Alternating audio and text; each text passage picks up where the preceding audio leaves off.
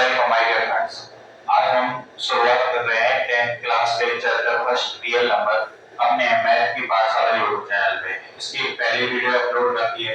ये second lecture होने वाला है इस चैप्टर का। तो पहले वीडियो में हमने पढ़ा था संख्याओं के बारे में, प्राकृतिक संख्या। पहले जो वीडियो थी उसमें हमने पढ़ा था प्राकृतिक संख्या, उसके बाद पूर्ण संख्या, पूर्णांक, परिमेय और अपरिमेय संख्याओं के बारे में पढ़ा। इनके साथ साथ सम, विषम, भाज्य, अभाज्य, इन संख्याओं के बारे में हमने पढ़ लिया था। ये संख्याएं क्या क्या होती हैं और इनको किस तरीके से इनके मान बताते हैं। इनकी प्राकृतिक संख्या जो 1 से लेकर अनंत तक जाती है, कभी 1 से लेके अनंत तक। पूर्ण संख्या 0 से अनंत तक। ये संख्या माइनस अनंत से प्लस के अनंत की तरफ जाती है। परिमेय संख्या जिन्हें p बटे q के रूप में लिख सकते हैं, q का मान 0 नहीं होना चाहिए। p बटे q के रूप में लिख सकते हैं और q का मान 0 नहीं होना चाहिए। अपरिमेय संख्या जिन्हें p बटे q के रूप में नहीं लिखा जा सकता। अपरिमेय संख्या जिन्हें p बटे q के रूप में नहीं लिखा जा सकता। उसके बाद आती है सम संख्या जिनका इकाई अंक 0, 2, 4, 6, 8 हो। विषम संख्या इकाई अंक 1, 3, 5, 7, 9 हो।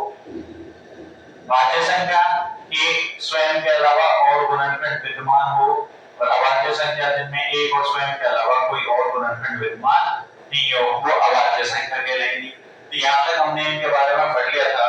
अब हम स्टार्ट कर रहे हैं यूक्लिड विभाजन प्रमेय का। यूक्लिड विभाजन प्रमेय का ये आपके पहले थी, अब हटा दिए, इससे क्वेश्चन नहीं आते। तो पहले इससे क्वेश्चन आते थे, अभी नहीं आएंगे। यूक्लिड विभाजन प्रमेय का, यूक्लिड विभाजन प्रमेय का होती है a बराबर bq प्लस r। आपने पढ़ा था भाज्य बराबर भाजक गुणा भागफल प्लस में शेषफल। भाज्य बराबर भाजक गुणा भागफल प्लस शेषफल। यहाँ भाज्य क्या है, a भाज्य है बराबर b into q प्लस में r। इस तरीके से ये क्या है, यूक्लिड विभाजन प्रमेय का। ये क्या है, यूक्लिड विभाजन प्रमेय का। अब यूक्लिड विभाजन प्रमेय का तो ठीक है। इसके बाद आते हैं हमारे अगले जो आते हैं अभाज्य गुणनखंड। अभाज्य गुणनखंड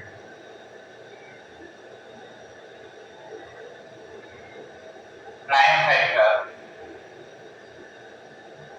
अभाज्य गुणनखंड तो कोई भी संख्या जो है, किसी भी संख्या को ऐसी संख्याओं के गुणनफल के रूप में लिखना, किसी भी संख्या को ऐसी संख्याओं के गुणनफल के रूप में लिखना कि उनके और गुणनफल ना किए जा सके।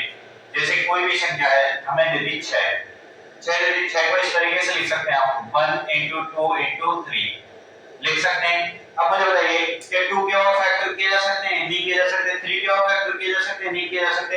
ये हो गया 6 के अभाज्य गुणनखंड। 6 के क्या हो गए, अभाज्य गुणनखंड। गुणनखंड क्या होंगे, 1, 2, 3। ऐसे 24 है, इसको मैं लिख सकता हूं ना 1 into 12 लिख सकते हैं, लेकिन 12 के और फैक्टर हो सकते हैं 3 into 4 और 4 के और फैक्टर हो सकते हैं 2 into 2। इस तरीके से 24 जो है इसको इस तरीके से लिख सकते हैं ना 24 is equal to 1 into 3 into 2 into 2 into 2। ठीक है, तो यहाँ पे 2 into 12 इस तरीके से लिख सकते हैं इसको। तो 1 into 3 into, अब करेंगे 2 into 2 4 into 2 8 into 3 24।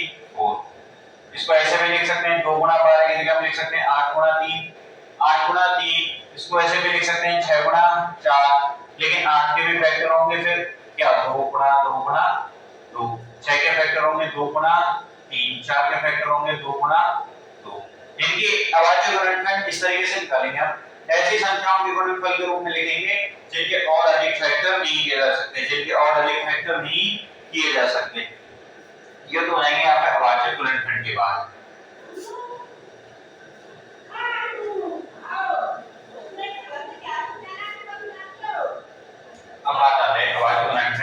हम बात करेंगे LCM, least common factor. Least common factor याद रखना है ना, least common factor, least common factor. तो लीस्ट कॉमन फैक्टर क्या होते हैं? तो ऐसे अभाज्य गुणनखंड या ऐसे अभाज्य गुणनखंड जिनको या फिर कोई भी दी हुई संख्या है, कि दी हुई संख्या के कोई भी संख्या दे दी, उस दी हुई संख्याओं के जितनी भी संख्या दे रखी है उन दी हुई संख्याओं में सबसे छोटा उभयनिष्ठ गुणनखंड, दी हुई संख्याओं में सबसे छोटा उभयनिष्ठ गुणनखंड। लीस्ट कॉमन फैक्टर से पता चल रहा है छोटा उभयनिष्ठ गुणनखंड। ये इसके कैसे पता चल रहा है? लीस्ट कॉमन फैक्टर एलसीएम इसके अर्थ से पता चल रहा है कि छोटा उभयनिष्ठ गुणनखंड होगा, जितनी भी संख्या दे रखी होंगी उन संख्याओं में सबसे छोटा उभयनिष्ठ गुणनखंड क्या कहलाएगा? एलसीएम। उसके बाद बात करते हैं एचसीएफ। एचसीएफ होगा highest common factor, highest common factor. ये मल्टीप्लाई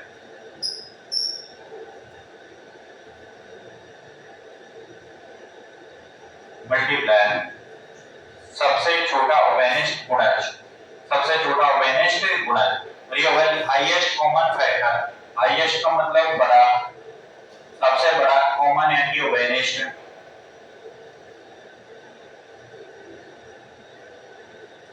फैक्टर यानी कि गुणनखंड। यानी सबसे दी हुई संख्या जो है उन संख्याओं में सबसे बड़ा उभयनिष्ठ गुणनखंड, यानी कि वो गुणनखंड जो सबसे ज्यादा क्या है, तो सबसे बड़ा होना चाहिए उभयनिष्ठ गुणनखंड। जैसे कोई संख्या दे रखी है, समझिए 24 दे रखी है और एक साइड हमें दे रखी है 6, ठीक है। तो हमें इनके अभाज्य गुणनखंड निकालना है। तो अभाज्य गुणनखंड किस तरीके से निकालेंगे? यहाँ पे सबसे पहले अभाज्य संख्या का भाग देंगे। कौन सी संख्या को लिखेंगे? अभाज्य संख्या। और सबसे छोटी अभाज्य संख्या कौन है? 2 से भाग जा रहा है, बिल्कुल जा रहा है, कितनी बार? 12 बार। फिर अब लिखेंगे 2 से जा रहा है, बिल्कुल जा रहा है, कितनी बार? 6 बार। फिर 2 से जा रहा है, कितनी बार? 3 बार। अब 2 से लेके देखेंगे 2 से जा रहा है, नहीं जा रहा है। अब कौन सी संख्या से जाएगा? अब 2 से बड़ी अभाज्य संख्या कौन सी है? 3 से जा रहा है, बिल्कुल जा रहा है, 3 और 1 आ गया। अब ऐसे 6 है, सबसे छोटी अभाज्य संख्या कौन है? 2 का जा रहा है, बिल्कुल जा रहा है, कितनी बार? 3 बार। अब 2 का जाएगा नहीं, तो किसको देखेंगे? 3 को। 3 से कितनी बार? 1 बार। 3 से कितनी बार जाएगा? 1 बार। 3 से कितनी बार? 1 बार। तो 24 को लिखेंगे 24 is equal to 2 into 2 into 2 into 3। ये हो गया इसके फैक्टर। अब लिखेंगे 6 को 6 is equal to 2 into 3, 2 into 3। इस तरीके से इनको लिख देंगे आप, इस तरीके से लिख देंगे।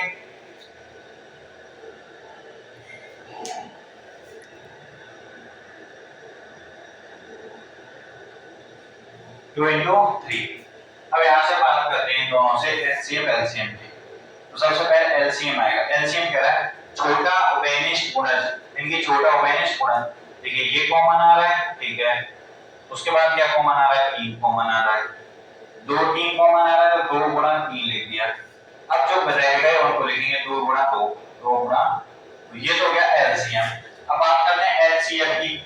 एचसीएफ कैसे निकालेंगे? इनमें कॉमन देखिए 2 आ रहा है कॉमन तो 2 गुणा 3 आ रहा है कॉमन तो 3, तो 2 गुणा 3 क्या हो गया इसका? एचसीएफ। आइए सबसे बड़ा उभयनिष्ठ गुणनखंड, बड़ा उभयनिष्ठ गुणनखंड 2 है, कॉमन आ रहा है, तो यहाँ पे 3 कॉमन आ रहा है, यहाँ पे 2 कॉमन आ रहा है, यहाँ पे 3 कॉमन आ रहा है। 2 गुणा 3 क्या हो जाएगा? एचसीएफ। एलसीएम की बात करें उभयनिष्ठ गुणज इसलिए लिखा है क्योंकि देखिए ये उभयनिष्ठ हो गए, ये तो उभयनिष्ठ हो गए। इनके बाद जो बचे हुए हैं ना इनको भी लिखते हैं, इसमें जो बचे हुए हैं वो भी लिखे जाएंगे, लेकिन जो कॉमन आ रहे हैं वो एक ही बार लिखे जाएंगे और बचे कुछ जितने भी रह रहे हैं वो इस तरीके से लिख दिए जाएंगे। ये है एलसीएम और एचसीएफ। अब यहाँ से आगे हम अपने प्रश्नावली स्टार्ट करते हैं। 1.1 हेलो, अब 1.1 का पहला क्वेश्चन क्या कह रहा है कि निम्नलिखित संख्याओं को अभाज्य गुणनखंड के गुणनफल के रूप में व्यक्त कीजिए। हमें इनके क्या निकालने हैं? अभाज्य गुणनखंड। फिर उसके बाद उनका क्या करना है, गुणनफल निकालना है, अभाज्य गुणनखंड के गुणनफल के रूप में, अभाज्य गुणनखंड के गुणनफल के रूप में व्यक्त करने हैं। सबसे पहले लेते हैं हम 140 को, 140 अभाज्य गुणनखंड निकालने के लिए, अभाज्य गुणनखंड निकालने के पहले तो अभाज्य गुणनखंड तो यहाँ पे किस संख्या का भाग देंगे, अभाज्य संख्या, कौन सी संख्या, अभाज्य संख्या। अब सबसे छोटी अभाज्य संख्या कौन है, 2, देखिए 2 का भाग जा रहा है इसमें, बिल्कुल जा रहा है, 2 का भाग देंगे, 2 का 7 0 70 भाग गया। फिर उसके बाद देखिए 70 में का ये 0 है तो 2 का जाएगा, फिर 2 का दिया कितने बार, 3 बार, और 10 में जाएगा 5 बार, 35 बार गया। अब देखेंगे हम 2 का भाग जाएगा क्या इसमें, 2 का देखेंगे 2 का जाएगा क्या इसमें, नहीं जाएगा, तो इकाई अंक कितना आ गया, 5 आ गया। अब 3 का देखेंगे, 3 के लिए क्या होता है, अंकों का योग 3 और 5 कितना होगा, 8, तो 3 का जाएगा, नहीं जाएगा। 3 के बाद छोटी अभाज्य संख्या कौन सी है, 5, क्या हम 4 का देखेंगे, नहीं, इसमें 4 का चेक करेंगे क्या, नहीं करेंगे, क्यों, क्योंकि 4 कैसी संख्या है, अभाज्य संख्या, 4 कैसी है, भाज्य संख्या, हमें कैसी संख्या चाहिए, अभाज्य संख्या। अब 3 के बाद कौन सी है, 5, तो 5 का जाएगा क्योंकि इकाई अंक कितना है, 5 है, 5 का देंगे, 5 का कितनी बार जाएगा, 7 बार, फिर 7 का देंगे 1 बार। ध्यान देखेंगे 140 जो है कितना आएगा, 2 गुणा 5 गुणा 7, ये हो गया 140 के अभाज्य गुणनखंड, अभाज्य गुणनखंडों का गुणनफल ही हो गया 140 का। अब ये तो क्या पहला, अब दूसरी देखेंगे हम 156 को, किसको, 156। तो यहाँ पे वही सबसे पहले अभाज्य संख्या, यहाँ पे लिख लिया अभाज्य संख्या, कौन सी संख्या, अभाज्य संख्या, अभाज्य संख्या का भाग देंगे 2 का, इकाई अंक 6 है इसलिए 2 का भाग जाएगा, 2 का भाग जाएगा तो 2 का कितनी बार, 2 का 7 बार गया, बच गया 1, 16 में कितनी बार, 8 बार, इकाई अंक कितना है 8, तो 2 का जाएगा, 2 का देंगे, 2 का 3 बार 6, बच गया 1, 18 में कितनी बार, 9 बार। अब यहाँ पे इकाई अंक आ गया 9, इकाई अंक कितना आ गया, 9, इकाई अंक आ गया 9, अब 9 में क्या 2 का जाएगा, नहीं जाएगा। अब 2 से बड़ी अभाज्य संख्या कौन है, 3, 2 से बड़ी 3, 3 का देंगे, 3 का 4 है बिल्कुल, तो 3 का दिया, 3 का 1 बार 3, और 9 में जाएगा 3 बार, तो 3 का भाग जाएगा, 3 और 1 4 में नहीं जाएगा। 3 के बाद अभाज्य संख्या कौन सी आएगी हमारे पास, 5, 5 का जाएगा, नहीं जाएगा, 5 के बाद 7 का जाएगा, नहीं जाएगा, 11 का नहीं जाएगा, कौन सी संख्या बची, 13, 13 से कितनी बार, एक बार, 13 से कितनी बार, एक बार। 156 के अभाज्य गुणनखंड कैसे बनेंगे, 2 * 2 * 3 * 13, ये आ गया 156 के अभाज्य गुणनखंड, 156 के अभाज्य गुणनखंड। अब इस संख्या को लेंगे 3825, तो यहाँ पे हमें अभाज्य संख्या चाहिए, अब सबसे छोटी अभाज्य संख्या 2 है, तो 2 का देखेंगे, 2 का भाग जाएगा क्या इसमें, नहीं जाएगा, क्यों, इकाई अंक कितना आ गया, 5, इकाई अंक कितना आ गया, 5, जब इकाई अंक 5 आ गया तो क्या इसमें 2 का भाग जाएगा, नहीं जाएगा। 2 के बाद कौन सी संख्या आती है, 3, 3 से देखेंगे, 3 8 और 2 10 5 15 और 3 18, 18 8 और 1 9, यानी अंकों का योग आ रहा है 9, अंकों का योग 9 आ रहा है, 3 का भाग जाएगा, बिल्कुल अंकों का योग जब 9 आ रहा है तो 3 का भाग जाएगा ना, तो 3 का देंगे, 3 का दिया, 3 एकम 3, 3 का 8 में कितनी बार जाएगा, 2 बार, कितने बचेंगे, 2, 22 हो गया, 22 में कितनी बार, 7 बार, कितना बच गया, 1, 15 में कितनी बार, 5 बार। अब देखो 2 और 1 3, 7 5 बार है, तो जाएगा फिर 3 का, फिर 3 का देंगे, 3 का दिया, 3 से 4 बार, और 3 2 और 3 बचे 15। अब 425 में देखो 5 और 4 9 तो 11, फिर 11 में 3 का जाएगा, नहीं जाएगा। 3 से बड़ी अभाज्य संख्या कौन सी है, 5, 5 का जाएगा, बिल्कुल इकाई अंक कितना, 5, तो 5 का देंगे, 5 से 8 बार 40 बच गए, तो 5 से 2 बार 25, और फिर 5 का जाएगा क्योंकि इकाई अंक कितना है, 5 है, तो 5 का देंगे, 5 एकम 5, बच गए कितने, 3 5 से 7 बार।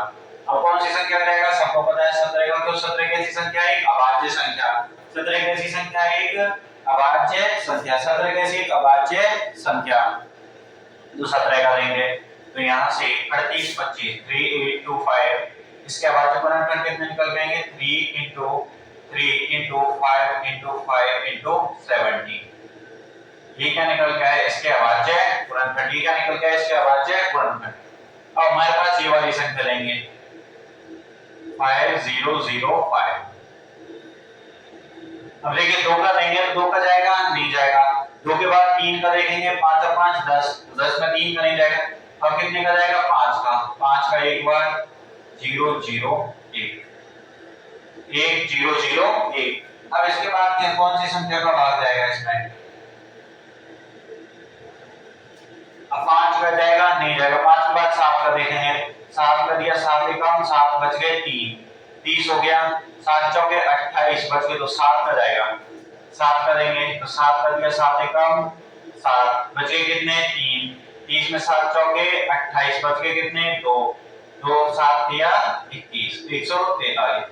अब 7 का देंगे 7 दूनी और 3 बच जाएंगे तो 7 का नहीं जाएगा, 7 के बाद कौन से 11 है, तो 11 का देखने का तरीका है इनके अल्टरनेटिव को 3 और 1 4 में से 4 घटा देंगे 11 0 आ रहा है तो जाएगा 0 या 11 या 11 का तो थोड़ा जायज हो जाएगा, ठीक है तो यहाँ 11 का जाएगा, 11 कम 11 बच गए 3 11 दिया 33। अब कितने का जाएगा 13 का, कितनी बार एक बार, तो 5005 को किस तरीके से लिखेंगे 5 into 7 into 11 into 30, ये कितना हो गया 5005 का। और हमारे पास एक संख्या बची 7429 7429 और इसके जाएंगे वो आएंगे 17 into 29 17 into 19 into 23, ये संख्या ये क्या आएंगे इनके अभाज्य गुणनखंड इस तरीके से निकालेंगे। तो पहला क्वेश्चन था निम्नलिखित संख्याओं को अभाज्य गुणनखंड के गुणनफल के रूप में व्यक्त कीजिए।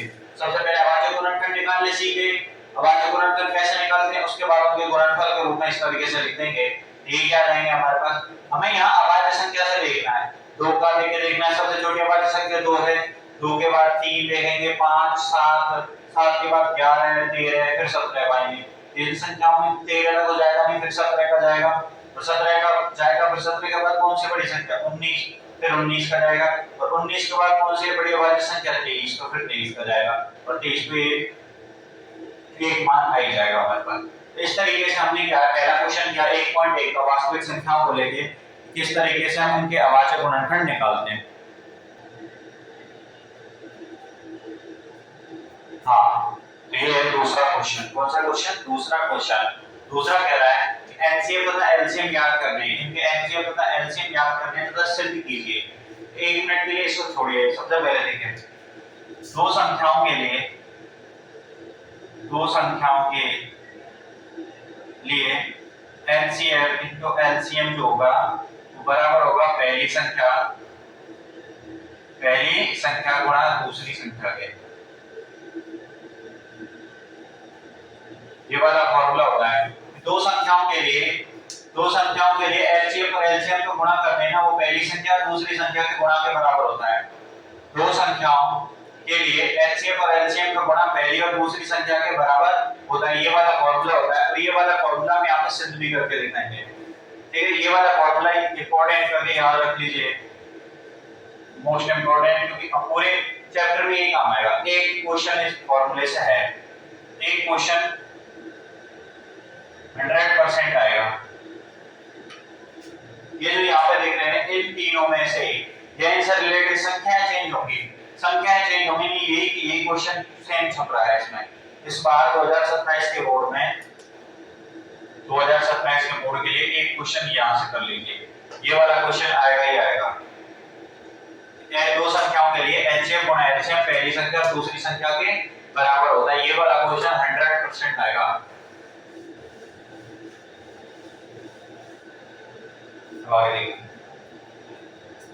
तो सबसे पहले हम एलसीएम और एलसीएम निकालेंगे। सबसे पहले हमें क्या एलसीएम और एलसीएम निकालने हैं, और एलसीएम और एलसीएम निकालने के लिए पहले हमें अभाज्य गुणनखंड चाहिए।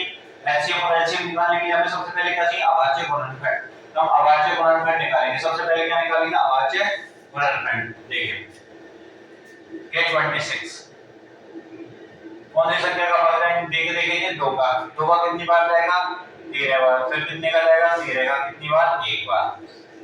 अब हमारे पास दूसरी संख्या है 91, दूसरी संख्या कौन सी है 91 में 2 का देंगे जाएगा नहीं जाएगा, 91 में 3 का नहीं जाएगा, 5 का नहीं जाएगा, 5 के बाद 7 का बिल्कुल जाएगा, 7 का कितनी बार 13 बार, और 13 का एक बार।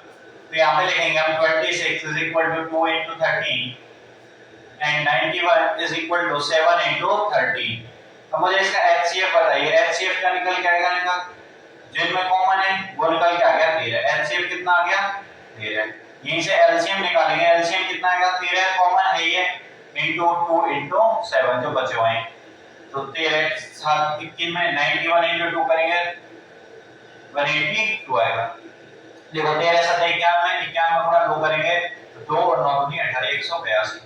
और मैं ये सिद्ध करना है एलसीएम गुणा एचसीएफ ए और बी का मतलब है कि दोनों संख्याओं का गुणा, पहली संख्या और दूसरी संख्या का गुणा, पहली संख्या और दूसरी संख्या का गुणा। एलसीएम गुणा एचसीएफ करते हैं, सबसे पहले हम एलसीएम इनटू एचसीएफ करते हैं, एलसीएम इनटू एचसीएफ करेंगे, ठीक है। तो इस तरीके से लिखेंगे 13 इनटू 182, 13 गुणा 182 लिख सकते हैं। अब एक तो ये तरीका है कि हम 13 का गुणा 182 से करें, 182 गुणा 13। एक तो ये तरीका है कि हम 13 गुणा 182 करें और फिर उसके बाद 26 और 91 का गुणा करें, और दूसरा तरीका ये है कि हम इसके फैक्टर तोड़ लें। तो 182 की जगह क्या लिख सकता हूं मैं 13 गुणा 2 गुणा 7, तो 182 को लिख सकता हूं मैं 13 गुणा 2 गुणा 7 लिख सकते हैं, गुणा में 13। अब 13 गुणा 7 क्या आएगा 91 और 13 गुणा 2 26, तो 26 गुणा 91, 26 गुणा 91 बताइए। एलसीएम और एचसीएफ का गुणा करेंगे, एलसीएम और एचसीएफ का गुणा करेंगे तो क्या दो संख्याओं गुणा के बराबर आ रहा है या नहीं आ रहा है, बिल्कुल आ रहा है। कुछ नहीं करना है, ये दोनों एलसीएम और एचसीएफ रखने, फिर एलसीएम के फैक्टर हमें पता ही है वो रख दिए। तो 13 गुणा 2 26 होता है, 13 गुणा 7 करेंगे 91 होता है, 26 गुणा 91। ये हमें सिद्ध करना था कि एलसीएम गुणा एचसीएफ करने पे दो संख्याओं के गुणा के बराबर आता है। ये तो था पहला वाला। अब दूसरा देखिए 510 को 510 इकाई अंक है, 2 का जाएगा, 2 का कितनी बार 2 बार, बच गए कितने 1 11 11 का कितनी बार 5 बार और 5 बार, 5 और 5 10 तो 12, 2 और 1 कितना आ रहा है 3 आ रहा है, 3 का जाएगा 3 करेंगे, 3 का 8 बार 24 बच गए 3 5 15, 8 और 5 13 हो रहा है, तो 3 का नहीं जाएगा। अब कितने का जाएगा 5 का, कितनी बार 5 1 और 17 बार, और फिर जाएगा 17 का कितनी बार 1 बार। तो 510 को क्या लिख सकते हैं हम 2 into 3 into 5 into 17 इस तरीके से। अब दूसरी संख्या हमारे पास 92 2 का देंगे 4 बार और 6 बार, फिर 2 का जाएगा कितनी बार 2 और ये हो जाएगा 23 का देंगे कितनी बार जाएगा 1 बार। यहाँ पे 92 को लिखेंगे 92 is equal to 2 into 2 into 23। अब इनका एचसीएफ बताइए, एचसीएफ क्या आएगा, एचसीएफ कितना निकल के आएगा कॉमन, तो कॉमन क्या है इसमें 2 कॉमन है, बस 2 ही तो कॉमन है, तो क्या निकल के आएगा एचसीएफ आ गया 2। एचसीएफ कितना आ गया 2। अब निकालेंगे हम एलसीएम, अब क्या निकालेंगे एलसीएम, तो वो कितना आएगा 2 into 3 into 5 into 17 into 2 into 23 जो बचा है, ठीक है एलसीएम। एचसीएफ कितना है जो इनमें कॉमन है, कॉमन कितना है केवल 2 है, 2 आ गया एचसीएफ। एलसीएम निकालेंगे, कॉमन जो है वो तो रख दिए, उसके बाद जितने भी अवयव बच रहे हैं वो सारे के सारे अवयव लिखेंगे इस तरीके से। अब देखिए एलसीएम तो हमें करना है कि LCM into HCF, LCM into HCF वो करेंगे। यहां पे देखेंगे ये 2 है ये 3 है, तो ये बार पूरा का पूरा लिखेंगे पहले हम 2 into 3 into 5 into 17 बच गए into 2 into 20, उसके बाद एचसीएफ का यानी 2 का गुणा करेंगे, ठीक है। अब देखिए ये वाले अवयव यहां तक देखिए 2 into 3 into 5 into 17 2 3 5 17 कितना है 510 into ये क्या हो गया 92। तो एलसीएम गुणा एचसीएफ बराबर आ रहा है दो पहली संख्या और दूसरी संख्या के गुणांक के, ये क्या हो जाएगा सिद्ध, हेंस प्रूव, हेंस। अब देखेंगे तीसरी संख्या के लिए, किसके लिए तीसरी संख्या 336 सबसे पहले कौन सी संख्या का देंगे इसमें, सबसे पहले कौन सी संख्या है अभाज्य संख्या, सबसे छोटी अभाज्य संख्या कौन सी है हमारे पास 2, तो 2 का देंगे कितनी बार रहेगा 1 बार, फिर 6 बार और 8 इतना ही जाएगा, ठीक है। अब लेंगे हम अगली संख्या कितनी है 2 का 16 में कितनी बार 8 बार, 8 में कितनी बार 4 बार, फिर 2 का देंगे कितनी बार, 4 बार 2, फिर 2 का कितनी बार जाएगा, 2 एंड 1। अब यहाँ पे कितनी का जाएगा, 3 का कितनी बार, 7 बार, और 7 का कितनी बार जाएगा, 1 बार। ठीक है,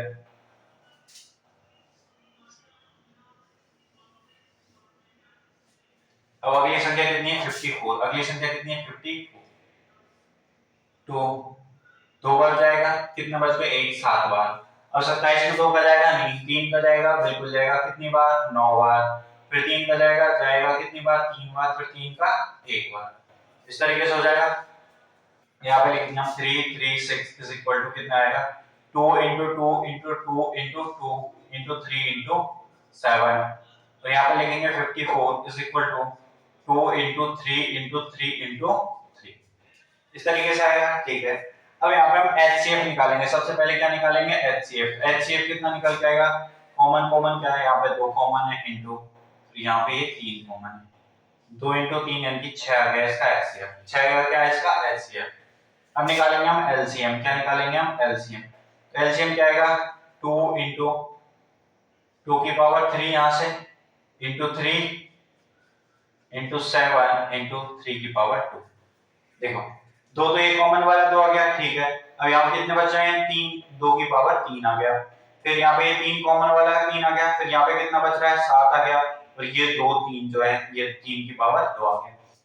अब एचसीएफ गुणा एलसीएम कराएंगे तो हमारे पास ये निकल के आएगा। तो इससे हमें पता चलता है कि एचसीएफ और एलसीएम केवल 2 संख्याओं के लिए, 3 संख्याओं के लिए नहीं होता है। 3 संख्याओं के लिए किसी पे हो भी जाएगा, नहीं भी होगा, लेकिन 3 संख्याओं के लिए नहीं है। 2 संख्याओं के लिए यदि एचसीएफ और एलसीएम को गुणा कराते हैं तो पहली संख्या और दूसरी संख्या के गुणा के बराबर प्राप्त होता है। पहली संख्या और दूसरी संख्या के गुणनफल के बराबर प्राप्त होता है। ये तो यहाँ पे क्वेश्चन नंबर 2 तक आपके होते हैं कंप्लीट।